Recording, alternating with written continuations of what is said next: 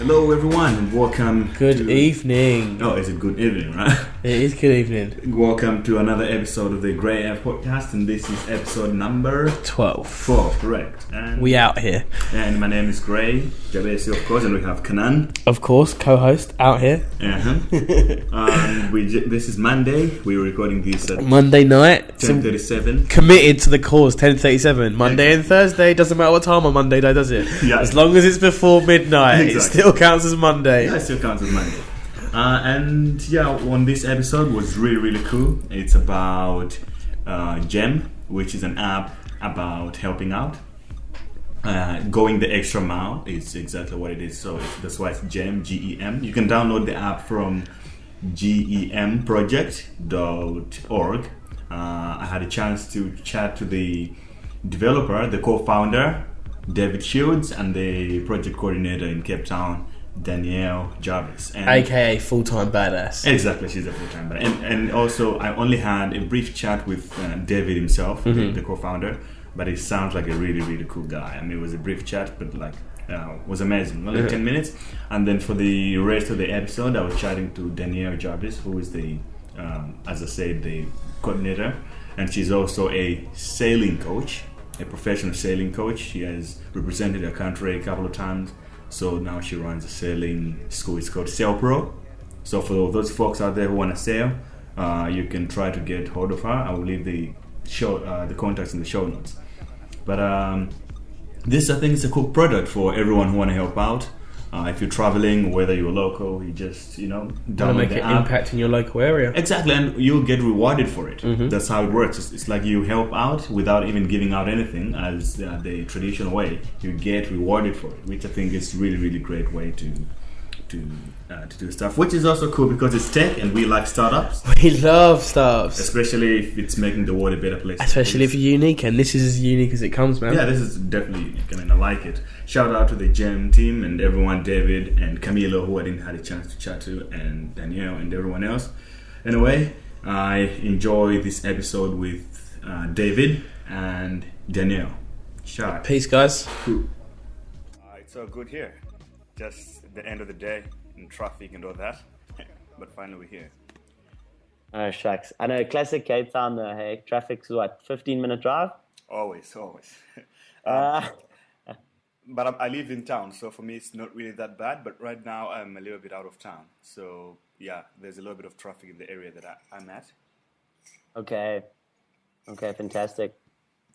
Yeah, I expected Camilo. Is Camilo your wife or your business partner? No, he's my business partner. Camilo's he's a guy.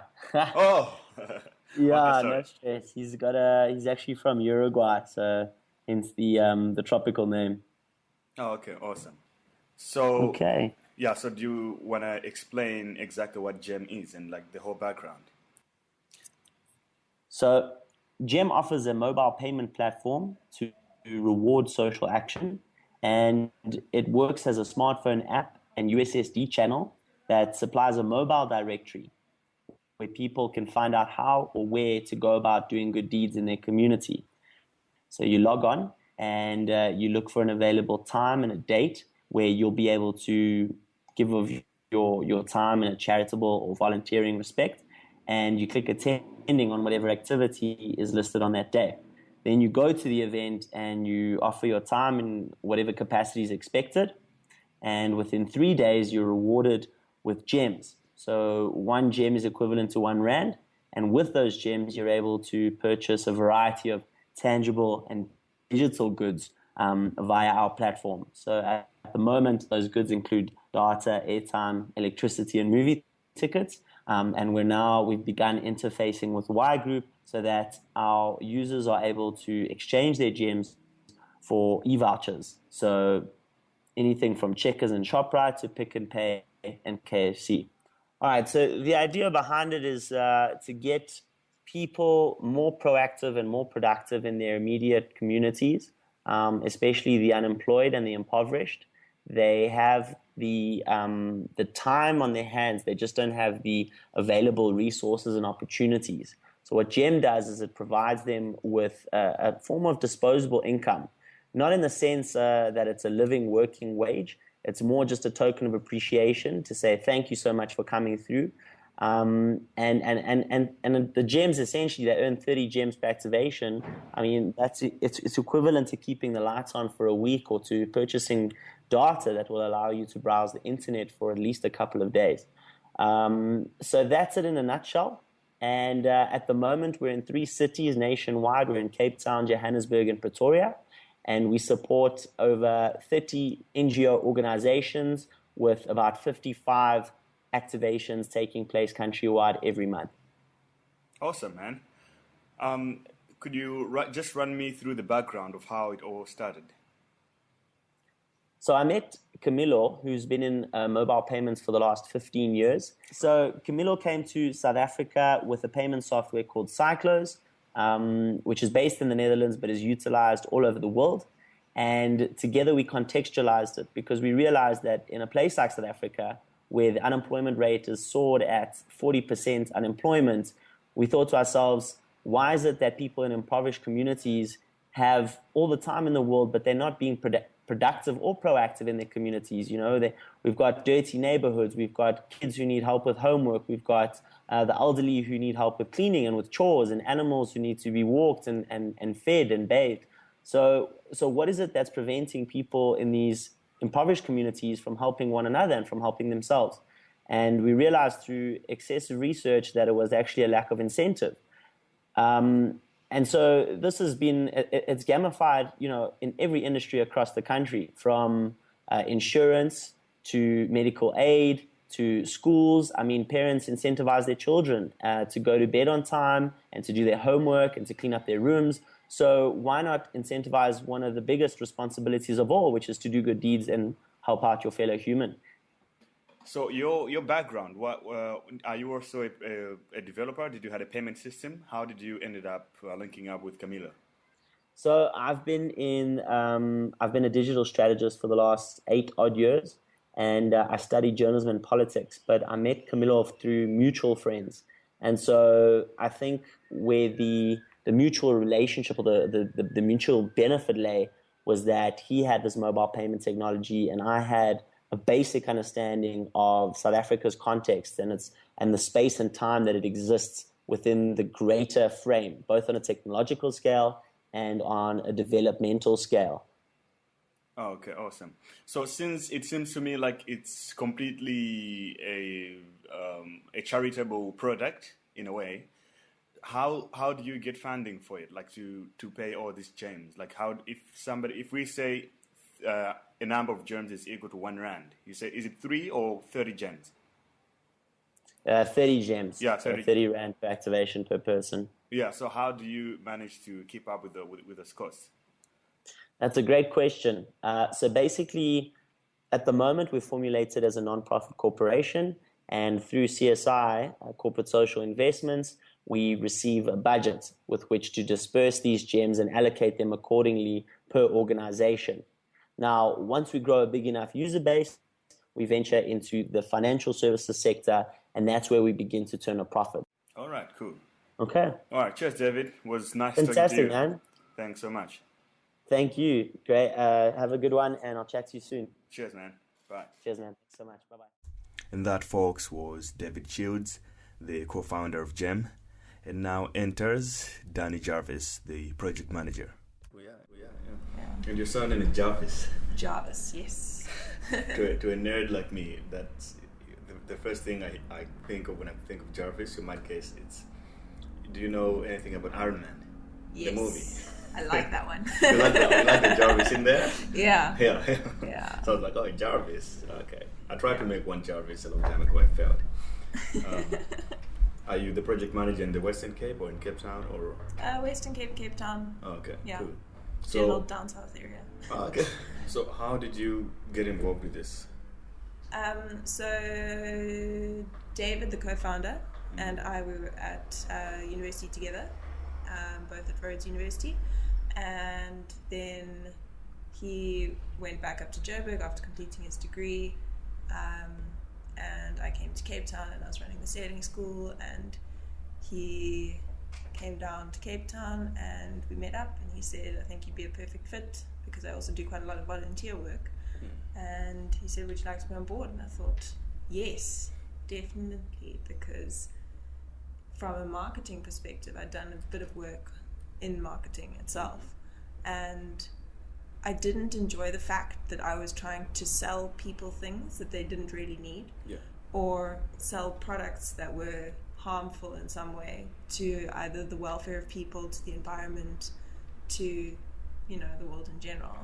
And so doing this kind of a thing where I was marketing or kind of promoting more of a feel-good thing, where people are doing good, they're expanding their networks and their horizons and their experiences, and they're also getting stuff out of it that they're able to kind of be rewarded with, was something that I really loved.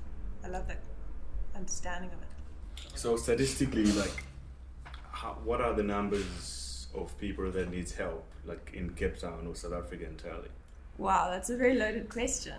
I mean, there are so many opportunities with which to go and do good out in wherever you are, especially in South Africa. I mean, with the crime and the poverty rates as they are, especially in this country as a third world developing kind of country, the possibilities are endless. And I think that was also one of the motivations for starting up GEM, was being able to kind of compact or clarify where there is help that's needed and what you can do in your own capacity to go and assist. So instead of it being really overwhelming, if you were looking to volunteer, it creates a platform in which you're able to see, okay, cool, there's 3 events today. I might not be in that area, I'm in this area, and it's happening just after lunch. That'd be awesome. Go through, help out a bit. Okay, so just to make things clear, the way the platform works based on events basis. So there's an event happening and you have to attend and you earn your GEM for that event. Yeah. So how does the app verify if you attended or not? So what the app does is it's able to show you exactly where and when and what time and who to contact directly. So when you click attending, then the host of that event will get an SMS with your name and just letting them know that you'll be attending. And you are able then to access the host's phone number, so you can contact them if you get lost or if you need directions. And then what happens from there is you will sign up on the at the event itself. There's a form, and you just fill out your number, your phone number, and your name, and then we do ask for date of birth and gender, but that's just for our own statistical purposes, and that information doesn't get shared. It's just kind of to see where and when and how, and being able to kind of target which events would be preferable where. Okay. So is it only related to helping out, like feeding people, or there are other areas that you can help out and also earn gems?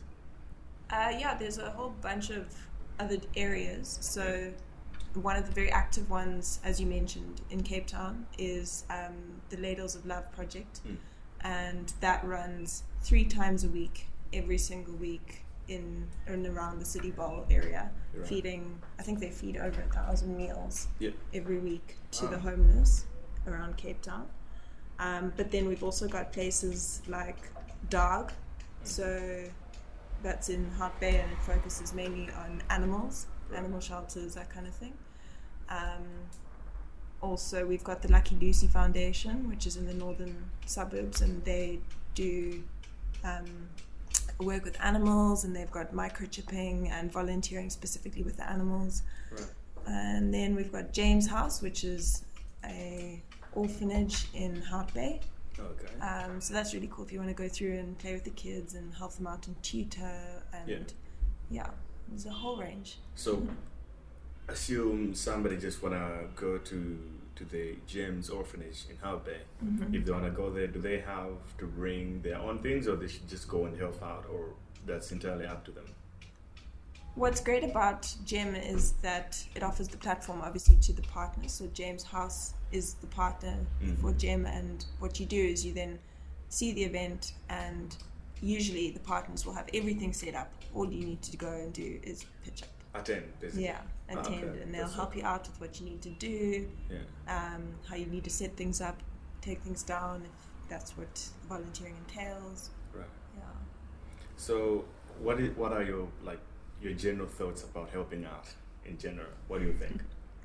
I think that, especially as a South African, our whole society, and in many traditional African cultures, I speak from personal experience, having lived and was born in Zimbabwe and then moved to South Africa. It's very centered around the community and around Ubuntu, that spirit of I am because you are. Yeah. And therefore, whatever I have and I share with you, that will be reciprocated. Right. And having that kind of understanding of the togetherness. Yeah. Yeah. So just to make things clear, how many gems does one get per event? So that ranges. I mean, obviously there are different times and, different hours that events will run. So, a full day event, you might earn a couple more gems than, say, an event that is only happening for about half an hour to an hour. Yeah. Yeah. Oh, it sounds fun though. It's like helping out, having fun at the same time, meeting new people. Yeah. It's on an app, really, just like everything else now. Yeah, exactly. Cool. And you get a nice little kind of benefit out of it as well. You get? A nice little benefit out of it. Oh, obviously, just the reward thing. So it's not a wage per se, but it's just kind of like a little cherry on the top. Yeah, It's like, thank you so much. We really do appreciate it. Yeah. So how does the gems work now if you want to use them? So on the app itself, also with a USSD code for non-smartphones, it does work. We've got that all sorted out. You just go on.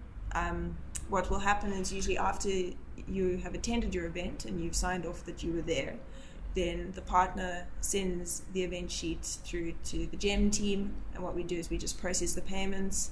We make sure that the specific cell phone numbers receive specific amounts of gems as per, how much they volunteered or not. And from there, you as the volunteer get an SMS when your account has been credited, and then you get to go onto the gem app and you're able to spend your gems. Yeah. So you just click through on the spend your gems side, and you're able to choose whatever you want to be spending them on. So it's not complicated that you have to sign up, proof of address and all this? No, none of that, thankfully. Yeah, awesome. Because I signed up, I remember when I was signing up, I just put in my number and my email address for the app, and that was it. That's cool.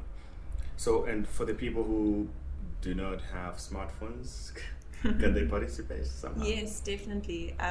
So the details for that route of going on to the things would be on the GEM website. Right. And it goes and works all through USSD codes and just kind of typing in, those kind of longer numbers, which it guides you through. It's quite a simple process for what it is. You don't need to freak out about it.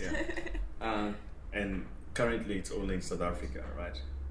Yes, and currently. And anyone can participate. You don't have to be South African, or it's only... Yeah, it's open to everyone. I mean, also what's nice is that if you are, traveling through South Africa, maybe, you don't have a smartphone, or, you are maybe traveling with friends that use a smartphone, then you can always operate it through that as well. It's not like there's going to be, us tracking you down, as you say, to get a whole bunch of paperwork like a banking system would, And luckily we just managed to do it all through just the phone number and your name, and it's all good. So I saw you linked up, you post some of the events on Couchsurfing. What struck that idea, like to involve Couchsurfing as well, Couchsurfers to get to do GEM? Yeah, well, I mean, as I'd say a Couchsurfer, myself, yes. Nice. I have traveled quite extensively using Couchsurfing. And I think that what led me personally to go the Couchsurfing route is because it is a real experience. you're getting to meet real people, you're getting to see an environment which they live in, and you're able to really kind of feel like you're getting a taste of what it's like to be in the country that you're in. Unlike, let's say, if you went the hotel route and you were just kind of in a room that could be anywhere in the world. So true. Not knowing anybody around you or anything like that, you know. So you develop a lot of lifetime friendships, and it's just a really awesome way to travel. So, you know, on that basis, it kind of is a platform to be able to get you involved more and more with the community around you, or making new friends. Because, you know, they say half an hour of play with a person, in terms of, you know, just the childlike, innocent kind of, you know, doing something together. You learn so much more about anyone that you're working with than sitting down and trying to have a face-to-face conversation, you know. So within that, working towards a common goal, and especially in South Africa, where there's such a good sense of community and Ubuntu and inclusiveness and, you know, kind of Rainbow Nation, it's a very cool experience to have. In my I'm a Couchsurfer myself, obviously, as you can see. My couches are well served. Especially that one. Yeah. So most of these guys actually have an urge to help out. They come here, they're curious about things, they want to meet people, and they also actually want to help out. Because some of these guys come for volunteering works and all this. So I'm sure most people will get involved, and obviously they do already. How has been the attention from Couchsurfers? Do they really attend at the moment? I think it's quite a difficult thing to be able to track from my side of things, just in terms of looking at it from admin. So in terms of numbers, I think I'd have to definitely follow up with the rest of the GEM team to be able to get specific numbers, because I only get kind of cell phone numbers and names given back to me, which I just process through. So that's definitely an area probably that we need to have a look at, so that we can, you know, make it more accessible and more exciting that way as well. So GEM is basically a startup, right? Yes. That is running in real time. Yeah. So if anyone else want to help in other ways, like, do you have any other areas that you need help as well from other people? Because for example, the Couchsurfing community have all sorts of different people in different areas. Yeah, huge network. Yeah. Well, I mean, in that regard, I think that the best thing to be doing would be just to have a look, you know, at the GEM website and get in contact with us and see if there's, you know, other ways and new avenues that we haven't yet explored as a business, because as I said, we are quite young, but at the same time we have been recognized at quite high levels within the industry. I mean, you know, we've won quite a few awards, and, you know, we're, I think, making waves in a lot of ways, and because of that, because we're so young and we're really flexible and we're wanting to make it the best that we can, just getting involved and coming through and meeting us, or going to an event and seeing how it is, and you know, just going and doing is a big thing, which is awesome. Cool. And I can really encourage that. You have obviously attended a couple of events on GEM. How is your typical day when you go into one of the events? So from a volunteer's perspective, being able to go through to an event, let's just use Ladles of Love. It's one of our most active partners in Cape Town, and it's also really accessible because it's in the city centre. You know, it's right near the My City lines and easy to access, and it's quite a short and easy event to go to. So what you do is you go through to, let's say, the Tuesday Soup Kitchen, and you'd meet at, you know, Doppio Zero at 5:30 at St. George's Mall, which is very central in town, and then, you know, kind of go through and say hi to the people in the restaurant, and they all know all of the staff. They're like, oh, okay, you're here for the soup kitchen, awesome, you know, and they'll show you where to take tables and the soup and the rolls. They get fresh bread, I think, delivered from the Food Lovers Market in St. George's Mall as well. Right. And then you just set up, you do the whole event in terms of the serving of the soup and chatting with people, and there's a whole community of volunteers within itself that is, you know, ladles of love. Yeah. And you find that with all the partners that we have. Oh, okay. And so you're meeting different people, you're interacting with people that you wouldn't necessarily see on a day-to-day basis in Cape Town. So, you know, there is a major big homeless population in Cape Town, but a lot of the homeless on the street are very qualified people. You know, they've got such depth and such stories, and you know, they are so grateful for, you know, just a mug of warm soup, especially in the winter months, and some fresh bread, and they bring their kids and their dogs, and everyone goes and eats in St. George's Mall at the tables, and then afterwards we clear up and pack away the trestle tables, and then that's it. So it's short, sharp, sweet, but it's a very deep experience as well, which is awesome. So Ladders of Love is an organization already that help out, and you partnered with them. Yeah. All right. So that's basically how we develop all our kind of network and our partners. Correct. We've got a bunch of NPOs that are all very much similar to that. Okay. Yeah. Cool. So speaking of your couchsurfing stories, what has been the most memorable experiences? I think that's a difficult question to ask, because, you know, as you'll know, as a couch surfer, each and every experience, each and every person that you encounter is very, very precious. Yeah. In a lot of ways, and there's so much to learn.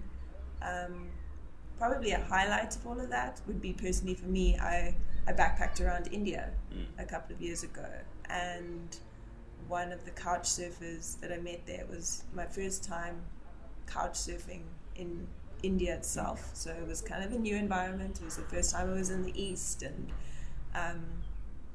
we had a train strike, so there was no transportation, and we had to reschedule our train to arrive 3 days earlier.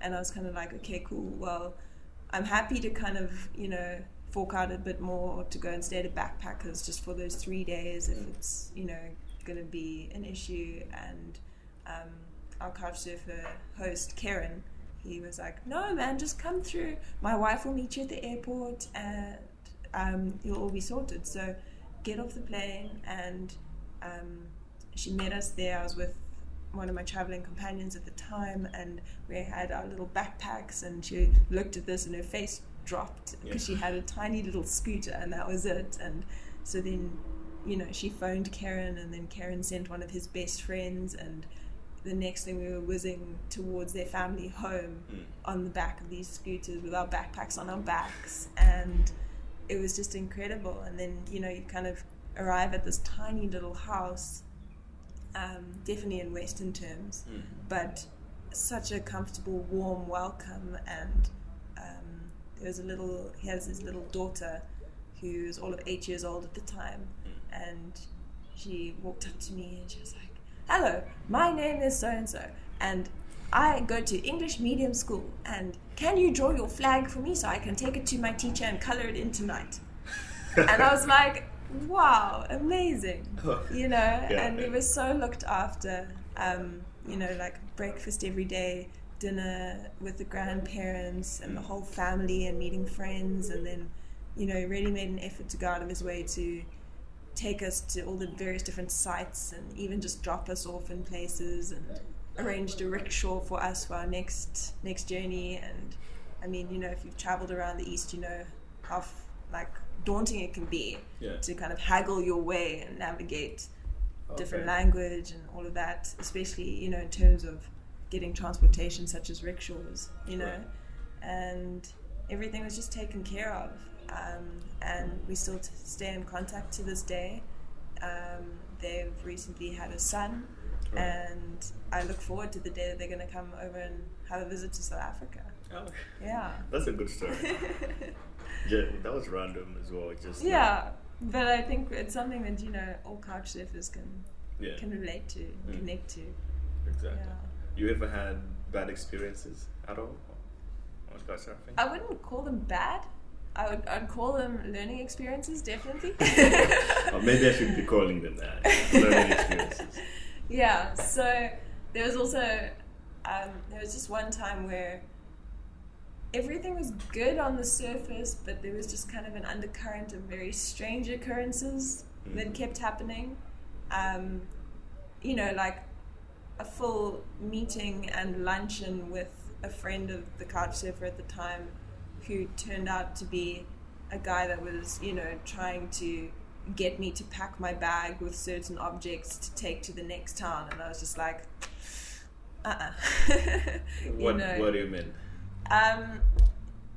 Well, the way how he described it, because I never took him up on the offer, he was like, no, I just have a couple of statues that need to go from this place to this place. Have you got space in your bag to take them? Oh. And I just thought, unfortunately, not in any of my bags. Maybe somebody else will be able to help you. Or maybe you should, you know, look at going with the postal service, you know. And then from there, it became very clear that he wasn't quite interested in being a friend or, you know, anything like that. But as with anything in life, you've just got to be street savvy. Yeah. You know? What do you think that was, what he was trying to get you to transport? I don't really want to know, to be honest. I'd prefer to just be a bit more ignorant about that. But at the same time, you know, you got to trust your gut. Yeah. You know, if something doesn't feel right, or doesn't look right, or something just is a bit off, then, you know, move on. Where was that? In India as well? Yeah, I was somewhere during the Asia trip. Okay. Yeah. Oh, I cool. don't really remember that much, but I just remember like staying 2 nights and then moving on straight away. Okay. Such a learning experience. Yeah. So in Cape Town, do you still host? Are you active with Couchsurfing here? At the moment, not currently, because I'm busy moving house. Oh, okay. So once that's set up, then definitely be Alright. back on track with that. Cool. Yeah. Now I'm still curious about your sailing. Yes, Yeah. definitely. How did you get involved with sailing, first of all? So my mum and dad, both of their parents sailed, and they met through sailing. And my dad started building a boat, and then my mum fell pregnant with me. And by the time that I was born, my dad had kind of done a bit more building and drinking and not so much sailing. So he was a little more unfit. And my first introduction to sailing was when I was 4 years old, and my dad decided, right, we're going to sail the national championships on this new boat that I've just built. Oh, also he built boats by himself. Yeah, he used to do it as kind of a side project hobby. Oh, nice. Yeah, which is nice. And so then, when I was 4 years old, he was looking for a new crew, because obviously he was a bit heavier now, and you know, kind of needed to make weight adjustments on the boat with his crew. And he thought, well, hey, I've got a little person. Let's take my daughter sailing with me.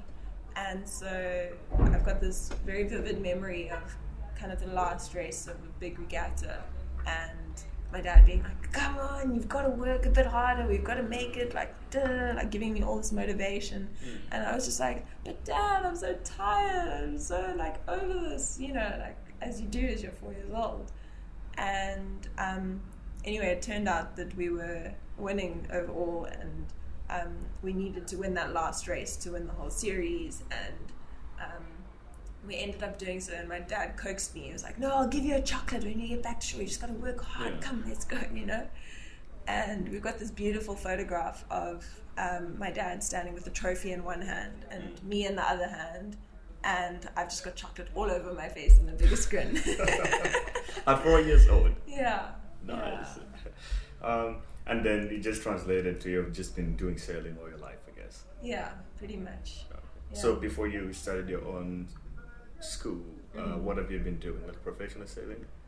Yeah, you could call it professional. Not that I've ever gotten like fully paid to win races, but yeah, I started representing my country when I was 11 years old at continental championships, and then as kind of within the top ranking all through my youth ages and age groups and stuff, and then at a senior level I've been part of the South African Women's High Performance Sailing Squad, and I currently race on the Wind Power racing team. Right. So that's a racing yacht based out of Granger Bay.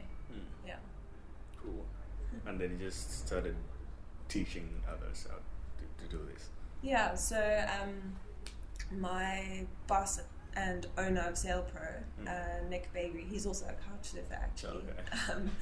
But he started up SailPro, I think, in his last year of university. And then when I graduated from university, we went out for dinner and he was like, do you want to come coach for me? And I thought, yeah, why not? And it just kind of made sense because I do enjoy teaching, I do enjoy learning, and obviously sailing is my passion and it's something that I'm good at. So it was a very beautiful fusion of the two of those, which is good. So what's the mentality of a sailor? Like, what do you think of most of the time, generally? Well, there's a lot of stuff when you think about sailing. Interestingly, at the Olympics, they always do a test across the board of the different disciplines and the athletes in each discipline, and kind of looking at intelligence, at brain functioning during the sport itself, at all the muscle groups and how they balance out in the body, because obviously, somebody who is running a marathon in the Olympics is going to have a very different body type or body makeup to, say, a weightlifter. And so with sailors, it's across the board always ranked that they're within, kind of the top percentiles of brain functioning and intelligence and strategy and tactics, as well as uncontrollable variables. So you've got wind speed, direction of the wind, which changes and fluctuates all the time, the gusts of the wind, the lulls of the wind, and then you've obviously got your waves, which you really can't control that much, and you've got an entire system, which is your boat, that needs to be adjusted and specifically tuned to maximize its performance within any of the conditions. And then from that's just yourself. If you add in a whole other bunch of boats, you've got tactics and, kind of seeing where everyone else is going and which side of the race course, which is consistently moving and changing and fluctuating. And you've got to think about all of those different factors, and then how you position yourself and how you tactically move around according to your position and your speed and all of that. So one of the America's Cup sailors, I think it was, he described sailing as being an entire rugby team worth of like physical build people who are busy racing a very fast sports car over a terrain that is constantly changing and shifting, but at the same time tactically playing a mental game of chess. And doing all of that at once. That's hard. And so, it becomes an absolutely incredible way of pushing yourself as a person in all aspects, and your dealings with other people, and also sailing in general it's had the most exponential technological advancement of any sport. Really? Over the last couple of years, especially with the foiling boats. So basically what happens is now, if you look at events like the Red Bull foiling generation and the America's Cup, instead of having your standard one hull sailing boat, so that's just like a standard, like if you think of any kind of normal boat, right? But then what they've done is they've added extra wings to the bottom of the boat, and so what that does is it generates more lift, and as the boats go faster and faster in light of breezes, what ends up happening is the boat lifts out of the water, and so you get what's kind of a huge big 45-foot catamaran moving at almost, kind of double the wind speed, Right. and is flying above the water, which is very cool. It's very difficult to try and describe when I know that people who are listening are not going to be able to see what I'm trying to say, because I'm quite a visual and like kinetic learner in that regard. But I mean, if you Google YouTube videos of the America's Cup, currently the series that's going on at the moment, you'll be able to see some incredible technology. Maybe you could send me a link to that, and I'll put it in the show notes when they're listening. Definitely will do that. Yeah. Okay, so how long what is the longest you have been on water, like on the ocean? So I basically focus more on the shorter distance races. All right. I've yet to do a very long ocean passage, but I've done some overnight racing, and it's been really beautiful. It's a whole other different dimension because suddenly you can't see anything. Yeah. So when I'm looking at sailing on YouTube or on television, this is my mentality, and what I question about it is like all the boats are the same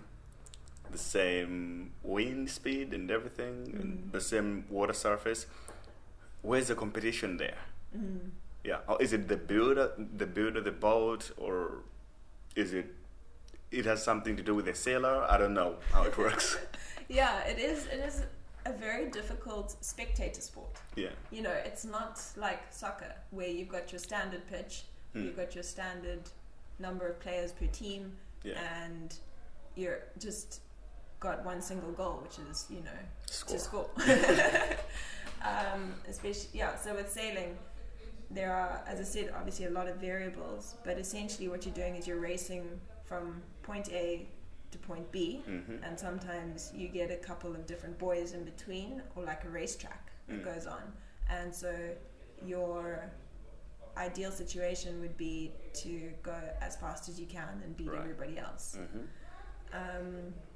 Obviously, adjusting your boat to those conditions, there are certain aspects of the race in which you'll look at it as an outsider's perspective, and you'll have no clue as to who's winning, who's losing, where everything is, because they'll be pointing different directions. Oh, so you don't have the same set of direction, like point A to point B? Yeah, you will have the same set of directions. So I'm not describing that very well, but basically, if you've got a course in which you're sailing from a start line and you're going upwind, so towards the direction that the wind is coming from, then you will essentially have to zigzag your way up the race course at kind of a 45-degree angle to the wind.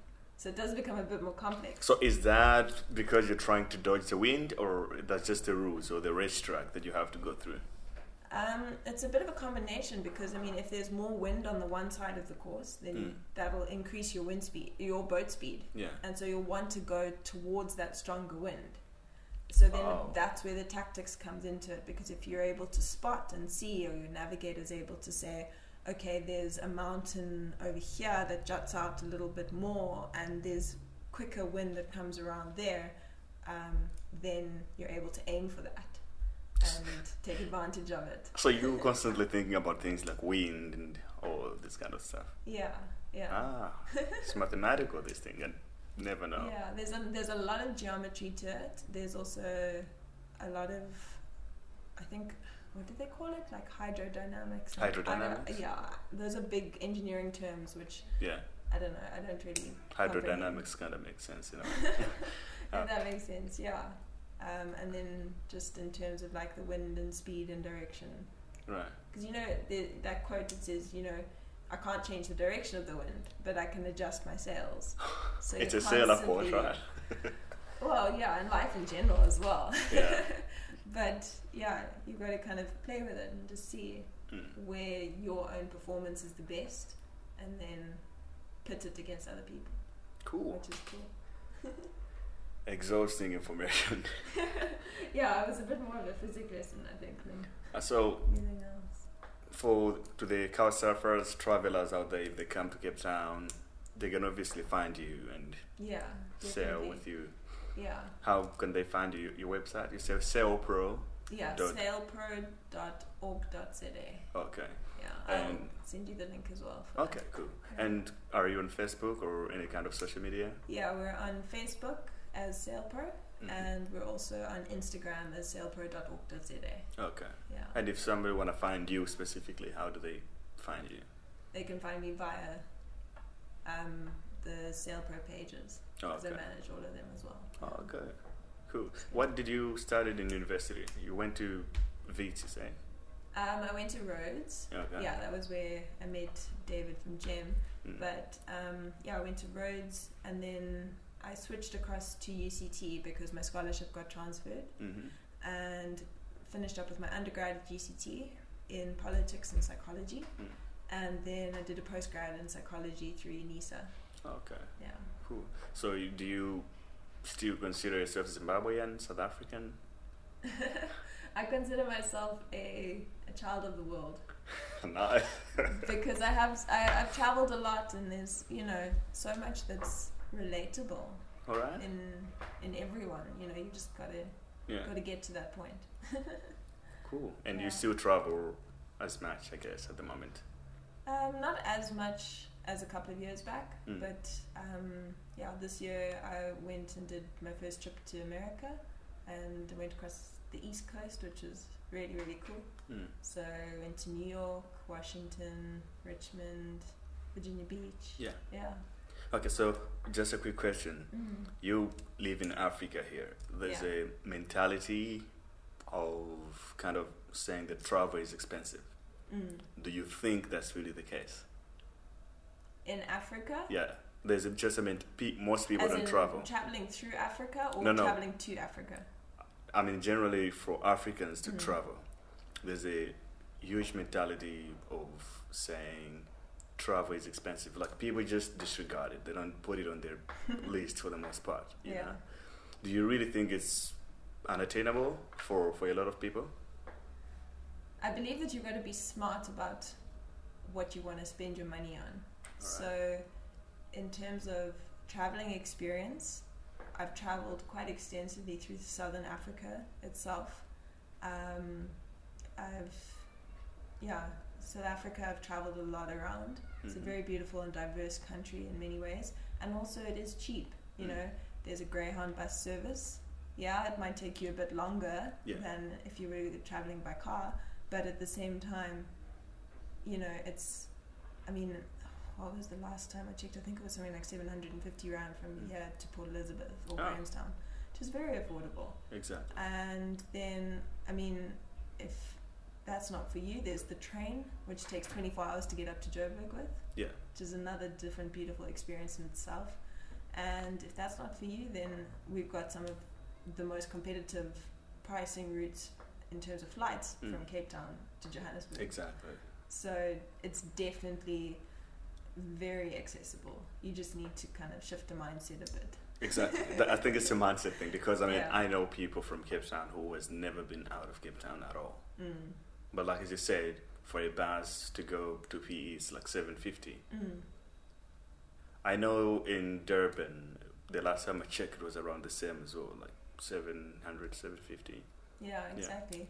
And also, so we're so lucky within South Africa that there is such a wide range of different experiences and different environments, different people.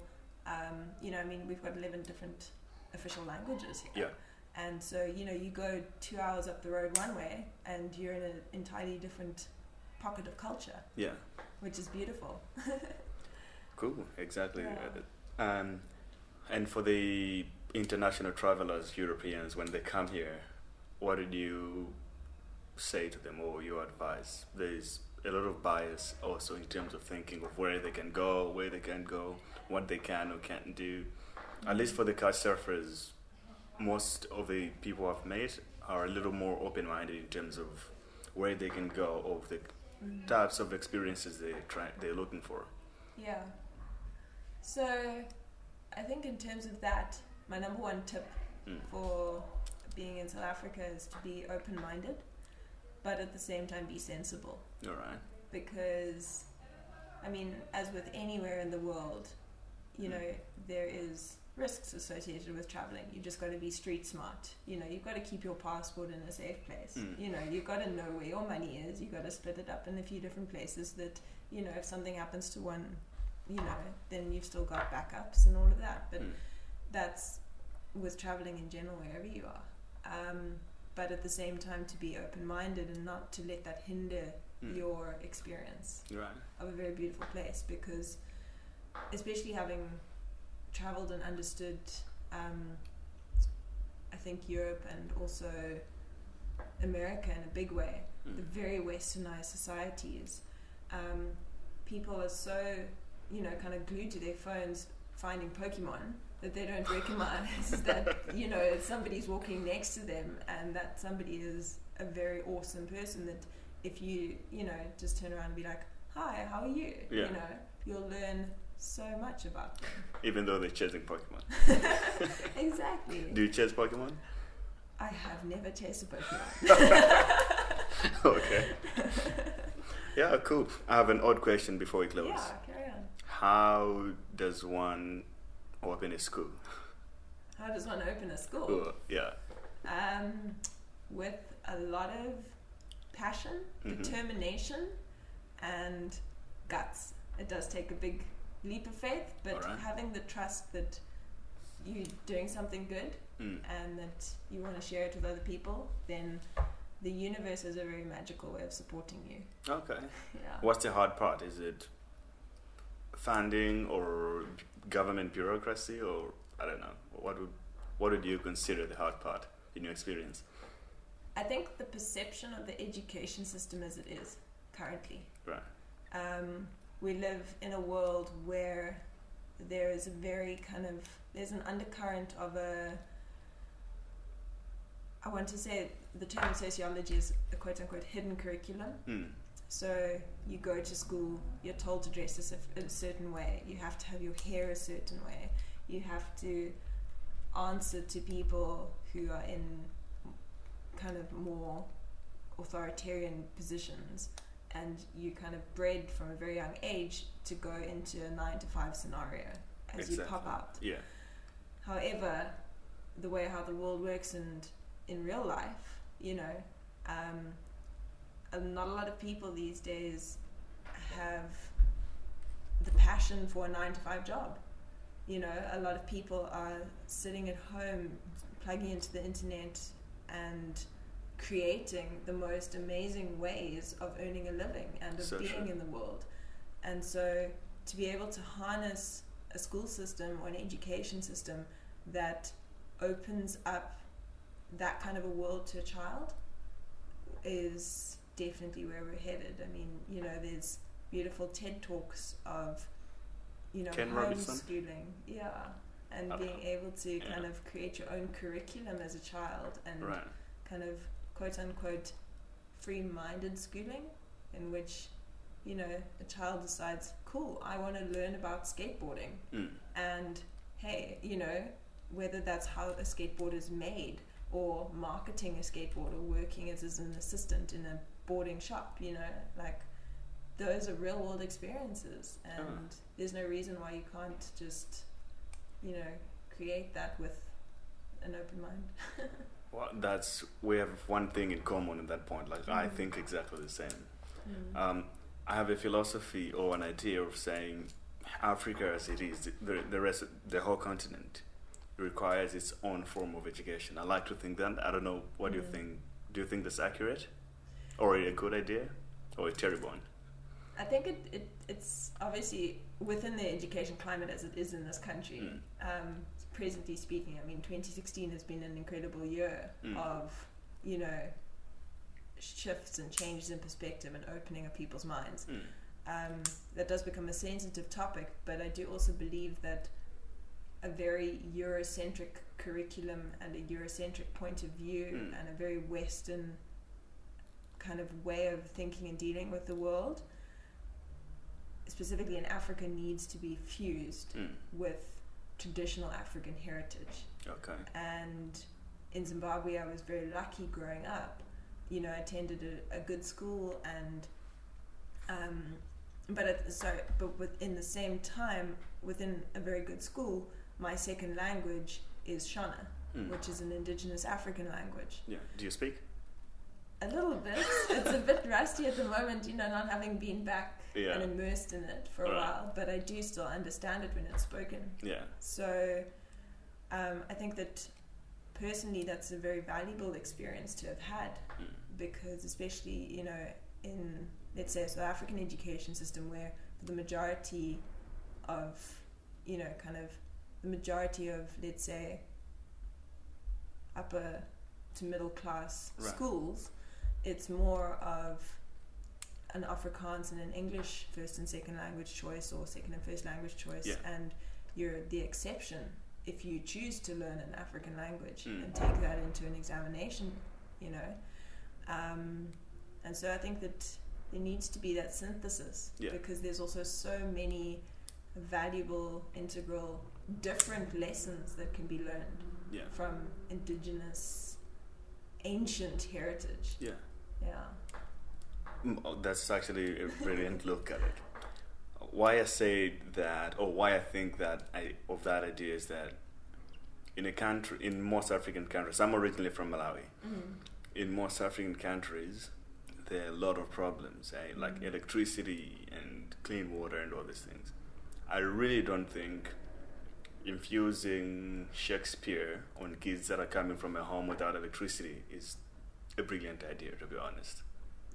I think there could be ways, would be useful to teach the kids or the children in a way that they could solve their own problems, than relying on government, the government rely on government funding and all this kind of Definitely. things. So then basically what you're saying is it becomes a shift from learning a specific prescribed syllabus, as you said, that is completely irrelevant in practical terms.